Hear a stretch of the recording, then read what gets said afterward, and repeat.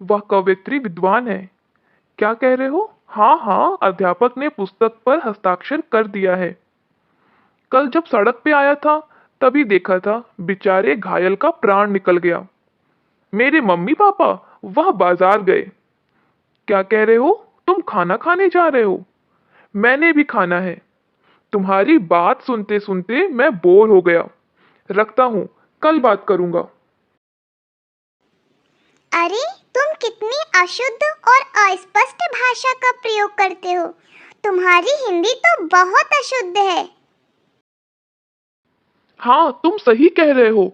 मुझे नहीं समझ में आता कि मेरी भाषा में इतनी अशुद्धियां कैसे हो सकती हैं। मुझे बहुत सारे लोगों ने टोका है। मैं अपनी हिंदी की भाषा शुद्ध कैसे करूं? हिंदी भाषा में अशुद्धियों के बहुत से कारण होते हैं। अगर तुम्हें अपनी हिंदी भाषा को शुद्ध करना है तो तुम्हें ऑनलाइन पढ़ाकों की हिंदी की वीडियो पूरी देखनी होगी, तभी तुम अपनी हिंदी भाषा को शुद्ध कर सकते हो। तो मेरे साथ देखोगे ऑनलाइन पढ़ाकों की वीडियो? हाँ, जरूर देखूंगा। और मेरे साथ आप सब भी देखिएगा आज की वीडियो। हम अपने विचारों की अभिव्यक्ति भाषा के माध्यम से करते हैं। जैसा कि आप जानते हैं कि वर्णों के समूह से शब्द बनते हैं, शब्दों के सार्थक समूह से वाक्य बनते हैं। पूर्ण वाक्य भाषा के सबल आधार होते हैं। वाक्य की अपूर्णता, अस्पष्टता और अशुद्धि भाषा को भी अस्पष्ट बनाती है। अशुद्ध और अस्पष्ट भाषा के प्रयोग से वक्ता के भाव या विचार स्पष्ट रूप से व्यक्त नहीं हो पाते।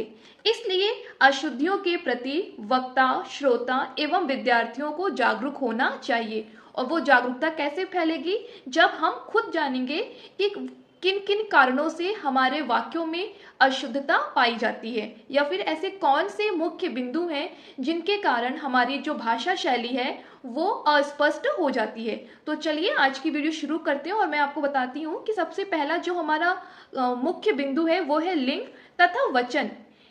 इन पर अगर हम मुख्य रूप से ध्यान नहीं देते हैं तो भी हमारी जो भाषा शैली है वो अस्पष्ट होती है। जैसे अब देखिए, मैंने यहाँ पे अशुद्ध वाक्य और शुद्ध वाक्य लिखे हुए हैं। अशुद्ध वाक्य मैंने पहले से लिख लिए हैं और शुद्ध वाक्य मैं आपको विस्तार पूर्वक समझाते हुए यहाँ पर लिखूंगी। तो आप जैसे पहला वाक्य देख रहे हैं, यह कवयित्री विद्वान है। विद्वान क्या है?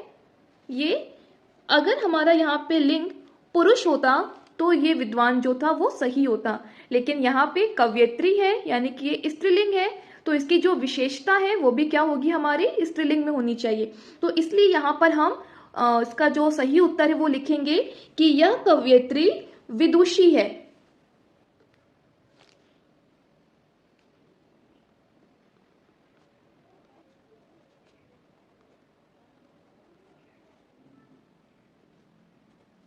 कि यह कवयित्री विदुषी है। अब यहाँ पे आप देख रहे हैं कि बात जो है वो वचन के अनुसार क्या है?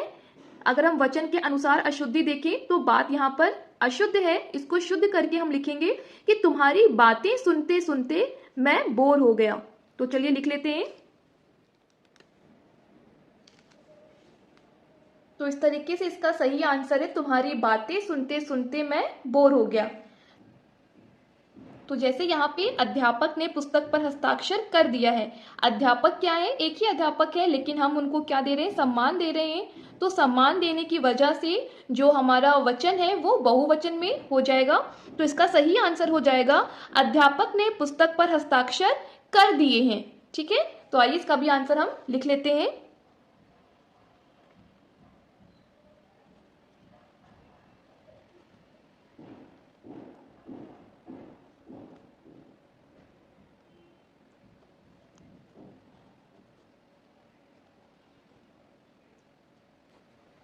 तो इस तरीके से आप लिंग और वचन को ध्यान में रखकर अपनी भाषा शैली को शुद्ध और स्पष्ट बना सकते हैं। आइए अब देखते हैं दूसरा वो कौन सा मुख्य बिंदु है जिससे हमारी भाषा जो है वो अशुद्ध हो जाती है।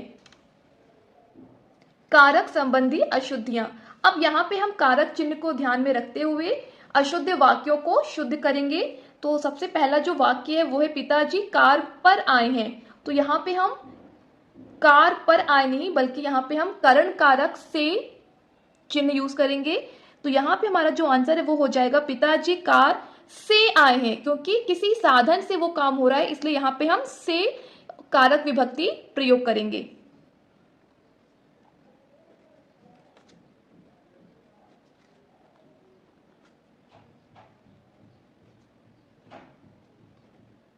दूसरा जो वाक्य है वो है छत पर से नीचे मत झांको। तो इस वाक्य में दो कारक चिन्ह का प्रयोग किया गया है, जबकि यहाँ पर हम केवल एक कारक चिन्ह का प्रयोग करके वाक्य को शुद्ध करेंगे। तो यहाँ जो इसका जो सही उत्तर बनेगा वो होगा कि छत से नीचे मत झांको। तो इसका हम आंसर लिख लेते हैं।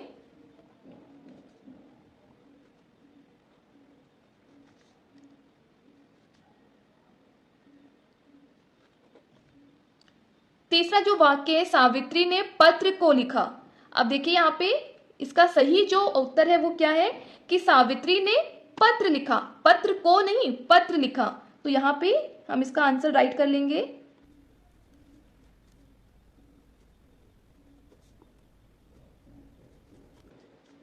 तो ये थी आपकी कारक संबंधी अशुद्धियां। अब हम चलते हैं सर्वनाम संबंधी अशुद्धियों पर।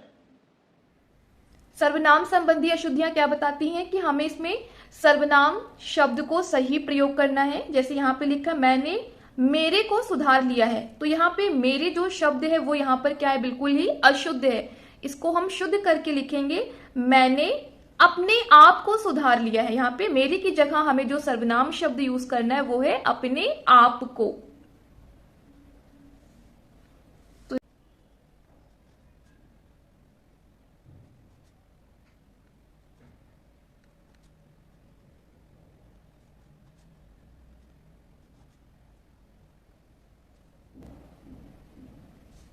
दूसरा जो वाक्य है यह खरबूजा सस्ते हैं। अब देखिए आपको ये वाक्य पढ़ने में ही काफी अशुद्ध लग रहे होंगे, तो इसलिए इसको हम क्या इसमें सर्वनाम बदलेंगे, यहां पर यह की जगह हो जाएगा ये और खरबूजा हो जाएगा खरबूजे सस्ते हैं।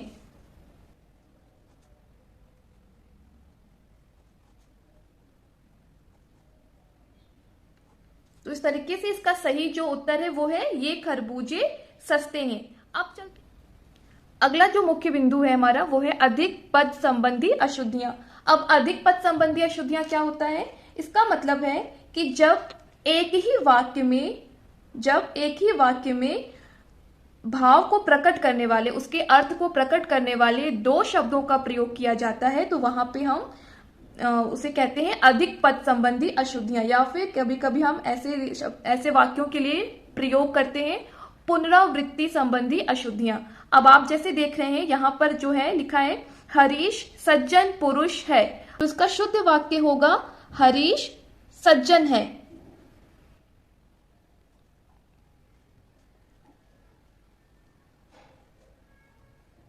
इस वाक्य से अर्थ यही निकलता है कि किसी हरीश के गुण के बारे में बताया जा रहा है। हरीश मेल है यानी कि एक पुरुष है और वो कैसा है, सज्जन है। तो यहां पर जो ये पुरुष शब्द है इसका प्रयोग करने की जरूरत नहीं है। ठीक है, दूसरा वाक्य देखते हैं मोहन वापस घर लौट आया है। तो वापस घर लौट आया है, वापस भी है और लौट भी आया। जब यहाँ पर दोनों शब्दों का जो भाव है वो एक ही है, तो इसलिए यहाँ पर अधिक पद संबंधी अशुद्धियां हो गई हैं। तो इनको हम शुद्ध करके लिखेंगे कि मोहन घर लौट आया है। तो इसका उत्तर लिख लीजिए।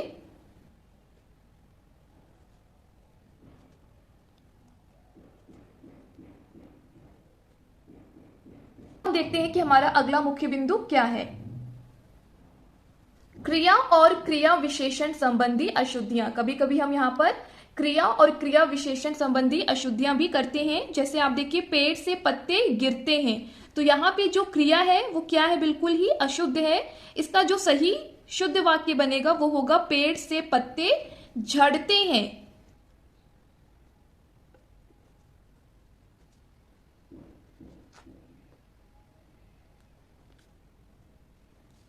दीवार पर नहीं थूको। तो यहाँ पे जो क्रिया विशेषण है वो क्या है, यहाँ पे गलत है। यहाँ पर इसका जो शुद्ध वाक्य होगा वो होगा दीवार पर मत थूको।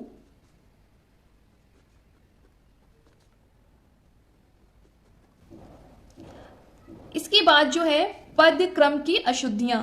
पदक्रम, अगर हमारा जो पद है यानी कि जो शब्दों का जो क्रम है अगर वो सही नहीं होगा तो जो वाक्यों का जो भाव है वो बिल्कुल ही गलत हो जाएगा, मतलब ऐसा भाव निकलेगा जिसका कोई भी अर्थ नहीं होता। तो इसीलिए हमें वाक्य बनाते समय शब्दों के क्रम को या पदों के क्रम को ध्यान रखना जरूरी है। जैसे देखिए यहाँ पे आप देख रहे हैं, शुद्ध गाय का दूध पीना चाहिए। अब यहाँ पर क्या है, पद क्रम की अशुद्धियां हैं, शब्द जो है वो आगे पीछे हो गए हैं, इसलिए इसका जो भाव है वो स्पष्ट नहीं हो पा रहा है। तो इसलिए इसको हम शुद्ध करके लिखेंगे कि गाय का शुद्ध दूध पीना चाहिए।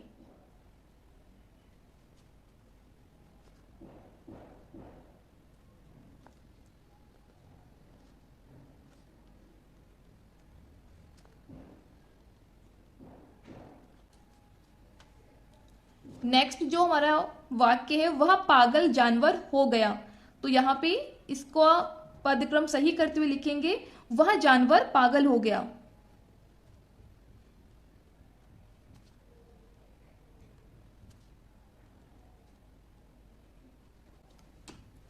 अब चलते हैं हम अपने नेक्स्ट पॉइंट पर। नेक्स्ट पॉइंट है हमारा फुटकर अशुद्धियां, यानी कि कुछ गिनी चुनी हमारी अशुद्धियां हो जाती हैं। जैसे देखिए, गिरने पर उसे भारी कष्ट हुआ। यहां पर हम क्या लिखेंगे कि गिरने पर उसे बहुत कष्ट हुआ।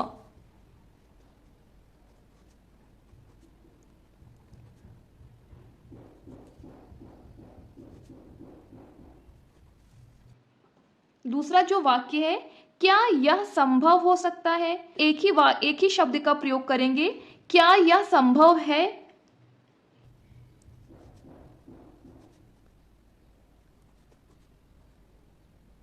तो इस तरीके से हम इस वाक्य को शुद्ध करके लिख लेंगे। तो ये थे कुछ मुख्य बिंदु जिनकी वजह से हमारी भाषा शैली, हमारी भाषा अशुद्ध हो जाती है। ऐसे कुछ और भी पॉइंट्स हैं, जैसे संज्ञा से संबंधी अशुद्धियां भी होती हैं और वर्तनी से संबंधी अशुद्धियां भी होती हैं। वर्तनी से संबंधी अशुद्धियों पर मैं एक जल्दी वीडियो बनाने वाली हूं, तो उस वीडियो को जरूर देखिएगा। तो इस तरीके से अशुद्ध वाक्यों का संशोधन, हमारा ये टॉपिक यहीं पे खत्म होता है।